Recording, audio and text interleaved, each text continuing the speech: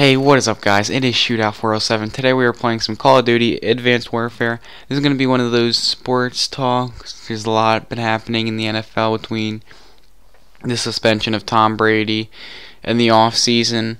So today I'm going to talk about the suspension of Tom Brady, and I'm going to talk about the Eagles and what I think and how I think they're going to do. This is a fairly good gameplay, so just stick around and I'll try to do the best about talking about the teams.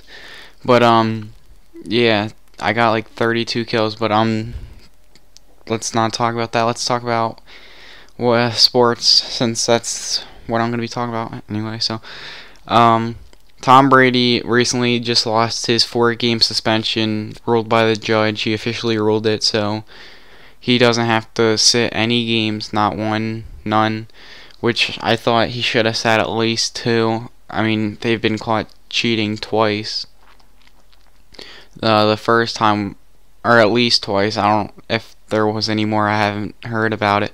But the first time was against the Eagles in the Super Bowl, where I guess they had like microphones in the Eagles hotel room, so they heard their game plan or something like that. I don't really know the whole story about it, but that's what I heard.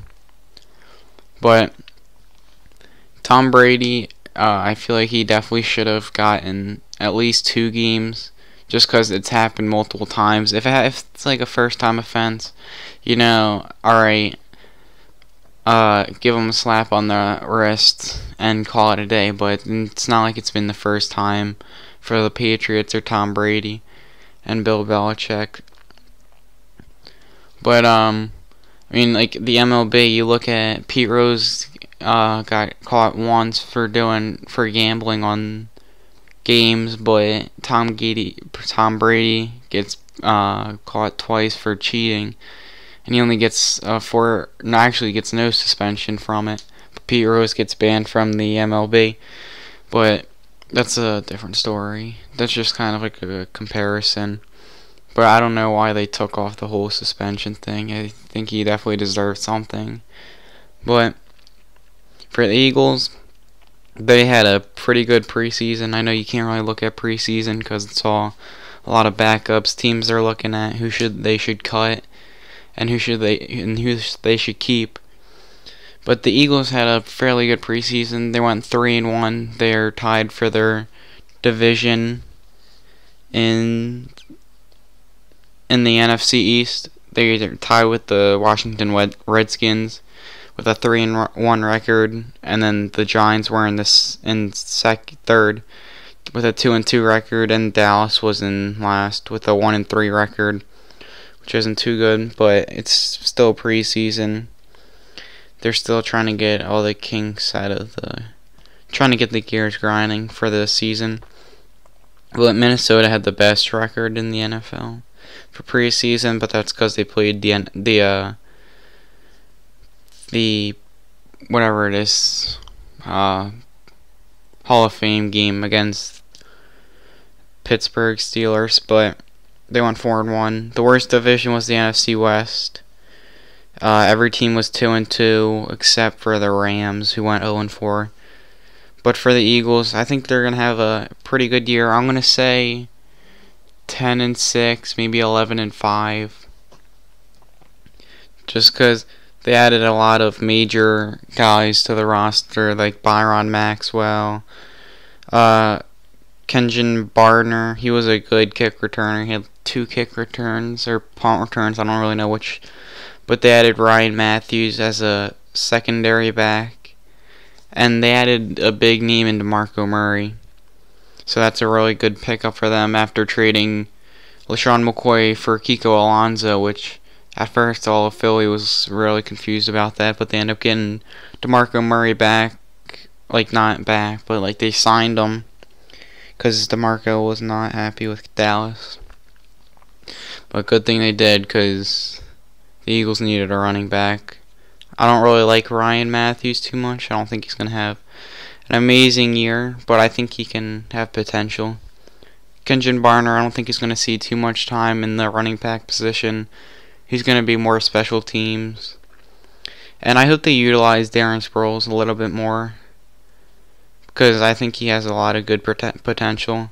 He's fast, he's small, he can get in the gaps and stuff. But he's only 5'6", so I mean he can get lit up. I mean if he gets hit across the middle, that's not going to be good, but I think he could have a good year if they utilize him in the right way. The Eagles signed Miles Austin. They went for a lot of Dallas players for some reason. Or not a lot, but 2. But I'm still fine with that because Miles Austin was a fairly good receiver when he was down in Dallas. He had a pretty good year last year. 568 receiving yards, 2 touchdowns, 43.3 yards a game. So that's not bad. He only had 2 touchdowns, so he's not going to be really a big threat in the red zone. But I like the guy they got in the draft, Nelson Aguilar. I don't really know how to say his name, so excuse me if I said it bad. But he's 6 foot. He's 22. He's 198 pounds. 6 foot. He's tall. He can throw streaks to him, and he can go up and get it as we get hit by the RPG thing.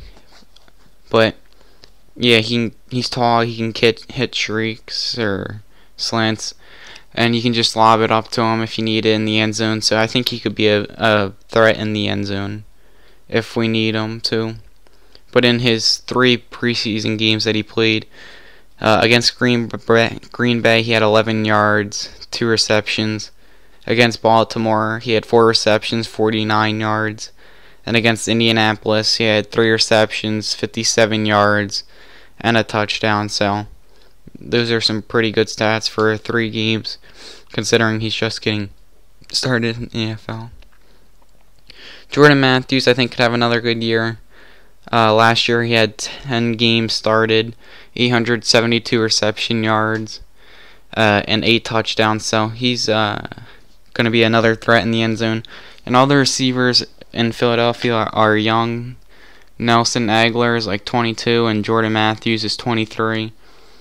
So, I mean, they got a nice young receiving core on the team. I don't know too much about their offensive line or their defensive line, but their linebackers are pretty good. You got Connor Barwin and Kiko Alonso. So that's good. I mean, they traded LaShawn McCoy for Kiko Alonso, which is it's like I didn't really like that, but they signed Byron Maxwell. I guess he didn't want to be with Seattle. He didn't want to win as much. Kidding, but yeah, I'm glad they got him. They really needed some kind of secondary. Sam Bradford, I'm not sold on him yet. I don't really like him. I think he was a bust in St. Louis. He didn't really have an amazing team in front of him, but he kept getting hurt, and he could get hurt again this year. He's prone to injury, so I'm not really sold on him in his preseason games. The first one against Baltimore, he went 3 for 5, 35 yards passing. In Green Bay, he had a good game. I'm still not sold for him because it's still preseason. But he went 10 for 10, 121 yards passing, and 3 touchdowns, which is very good. Mark Sanchez, I don't like. I think he's going to have another bum year if he has to play. Everyone just turned on Nick Foles after he got hurt. I don't know why. Mark Sanchez is the one that cost them the playoffs. He didn't have a positive record.